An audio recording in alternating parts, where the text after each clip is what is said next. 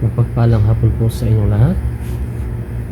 Ang sabi po sa salita ng Panginoon, sa kanyang salita, ang kayamanan sa langit. Sabi po dito sa verse 19, huwag kayong mag-impok ng mga kayamanan dito sa lupa. Dito may naninirang insekto at kalawang, at may nakakapasok na magnanakaw. Sa halip, mag-impok kayo ng kayamanan sa langit.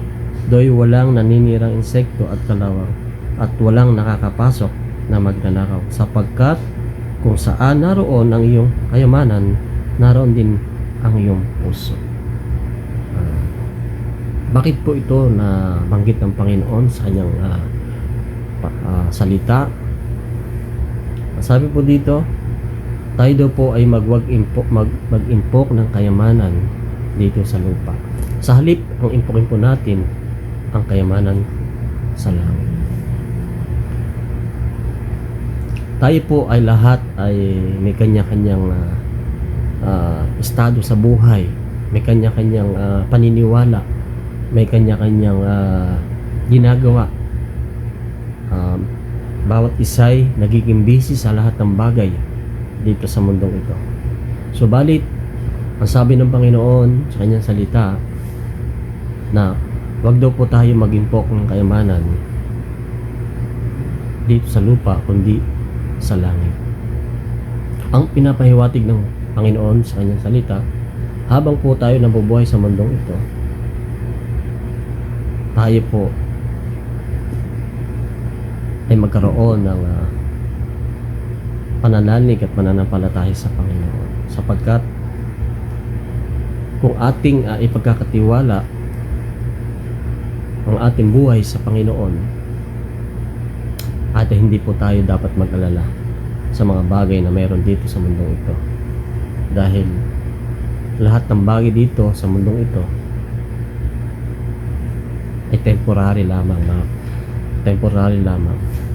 Merong hangganan at merong wakas. Kaya ang sinabi ng Panginoon, upang tayo habang nabubuhay ay magkaroon po tayo ng obey your God, sabi ng Panginoon. At ang nasabi pa rito sa kanyang salita sa verse 23, sabi rito, at bakit kayo nababalisa tungkol sa pananamit?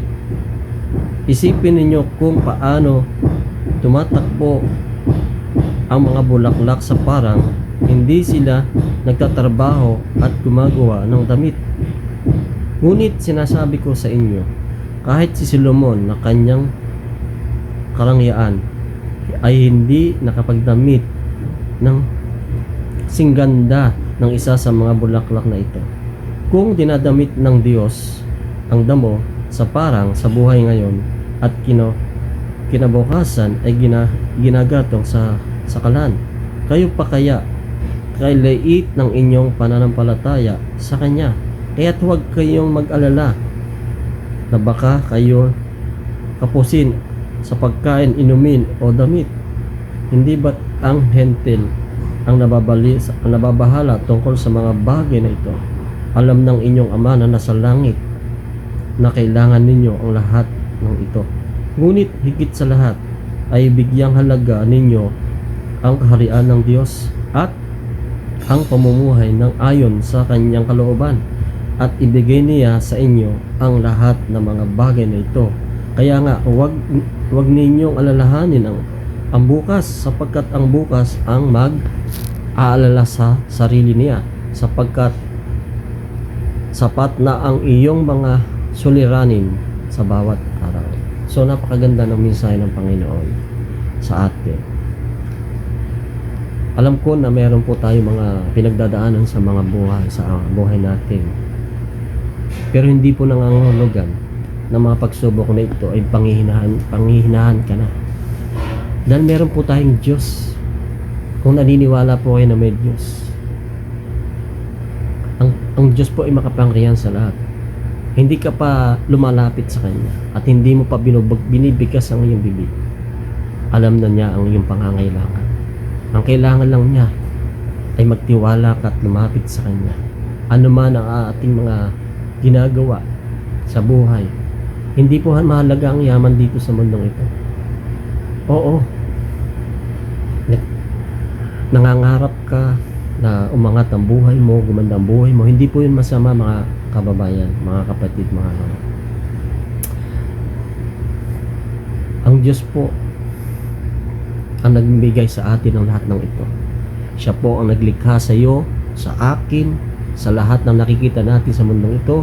Sa pagising natin sa umaga, nakikita natin yung kagandahan ng liwanag, na kagandahan ng kapaligiran sa atin. Yun po patunay na napakabuti ng Diyos, na meron po tayong Diyos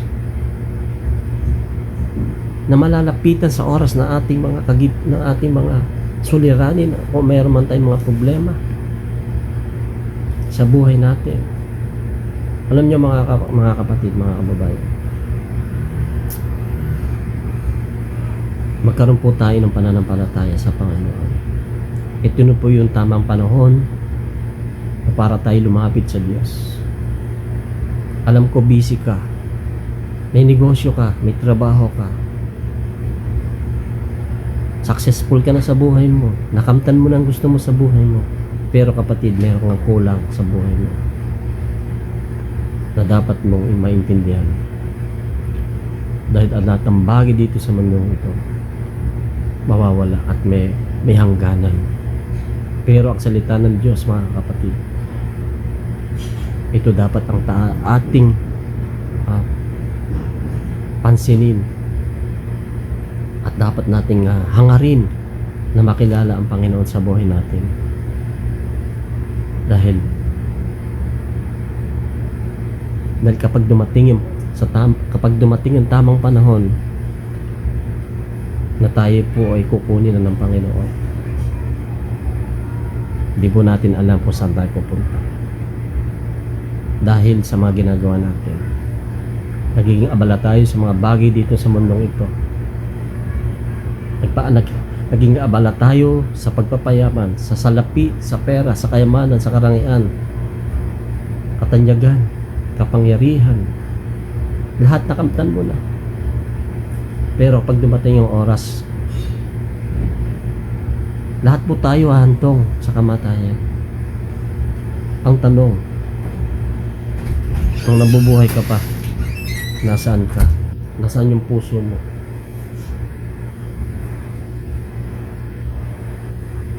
Kaya mga kapatid, sa oras na ito, hindi pa huli ang lahat para tayo lumapit sa Diyos.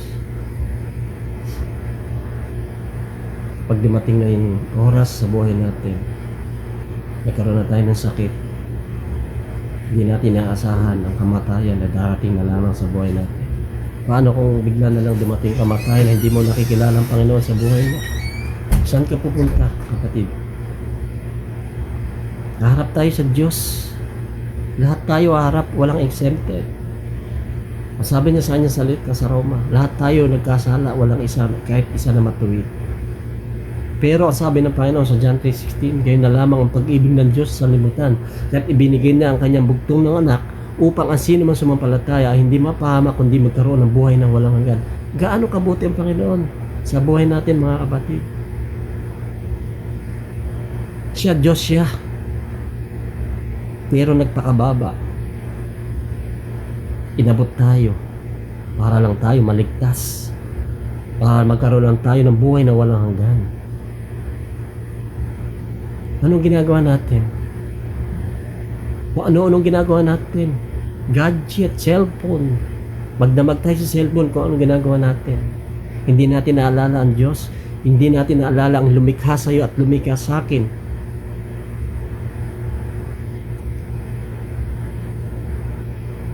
Isang napakahirap, mga kapatid, na nagiging abala tayo sa pagpapayaman sa mundong ito. Hindi naman masama ang pagpapayaman, mga kapatid. Nasa tama lang natin ilagay.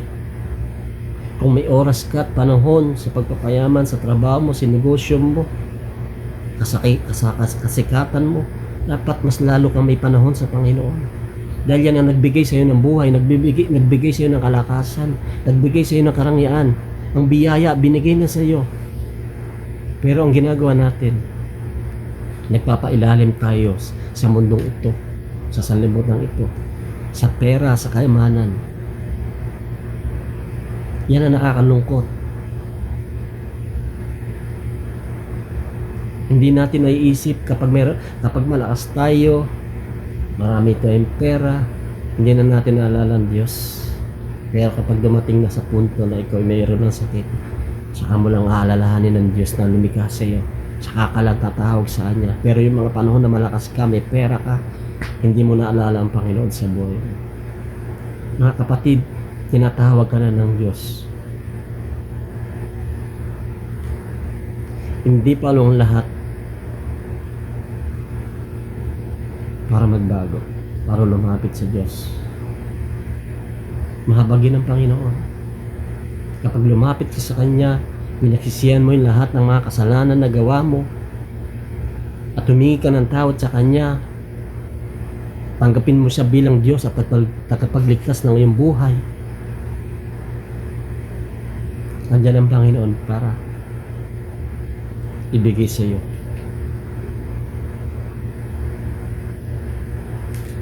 Mga kapatid, alalahan natin na may Diyos sa buhay natin. Kaya nga sabi dito sa kanyang salita na huwag tayong mag-alala sa araw ng bukas, sapagkat hindi natin alam ang araw ng bukas kung buhay pa tayo, kung humihinga pa tayo. Paano na lang kung na-aksidente tayo, na hindi natin nakikilala ang Diyos sa buhay natin? Saan tayo pupunta nun? Hindi pa natin nakilala ang Diyos. Mapalad ka kapatid kapag meron kang napapakinggan na salita ng Panginoon, kapag nagse-cellphone ka, ini-scroll mo lang yung salita ng Diyos, hindi mo pinapansin. Pero pagka mga bagay na sa mundong ito, pinapansin mo, kapatid, natakot ka sa Diyos. Hindi pa huli ang lahat para magbago. Ito na yung tamang panahon sa buhay natin. Malapit nang dumating ang Panginoon, mga kapatid.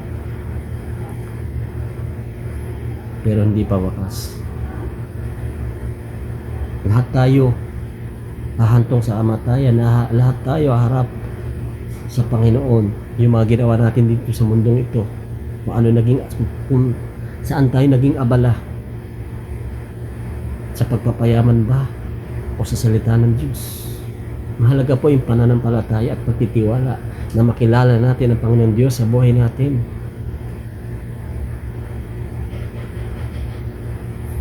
Isang mapagpalang hapon sa inyo. Naway mayroon kayong naway tumimo ito sa inyong puso ng salita ng Panginoon ay kumakatok na sa iyo, kaibigan, kapatid. Ito na yung tamang panahon para tayo ay magbago at lumapit sa Kanya. Amen.